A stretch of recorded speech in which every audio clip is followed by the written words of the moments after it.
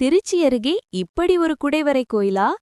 கண்கள்ல இருக்கிற பிரச்சனைக்கு இங்க போனால் நல்லதா? ஆமாங்க, திருச்சி பக்கத்துல ஸ்ரீ கண் நிறைந்த பெருமாள் கோவில் தெரியுமா? பொதுவா நிறைய தூங்கும் ரங்கநாதர பாத்திருப்பீங்க.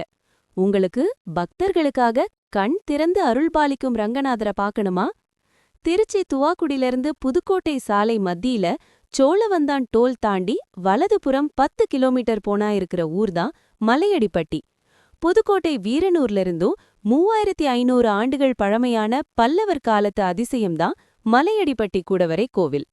இந்த கோவில்ல நிறைய சிறப்பு இருக்கு.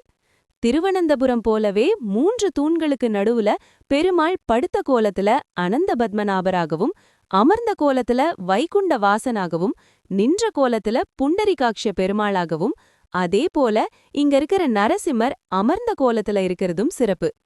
கல்வி தரும் ஹயக்ரீவர்னு ஒரு மூலஸ்தானத்துல 5 திரு உருவ சிலைகளை மலைய குடைந்து உருவாக்கியிருக்காங்க. அதோட தேவர்கள், பூமாதேவி, துவாரபாலகர்கள், சில அழிந்த ஓவியங்கள்னு எல்லாமே நம்மள அதிசயக்க வைக்கும். இங்க கமலவல்லி தாயாரா காட்சி தராங்க. பெருமாள் மட்டும் இல்லாம பக்கத்திலேயே வைசுவரமுடியார் என்ற பெயர்ல சிவனும் இங்க நமக்கு அருள் வழங்குறாரு. அதுக்கு பக்கத்திலேயே இருக்கிற சின்ன பாறை மேல ராமர் பாதமும் இருக்கு.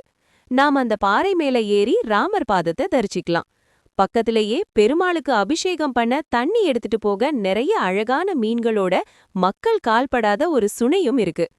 திருச்சியில் பார்க்க வேண்டிய மிக முக்கியமான இடம் இது. அவசியம் ஒரு தடவை போய் பாருங்க. கோவில் மேப் கமெண்ட்ல கொடுக்கறேன்.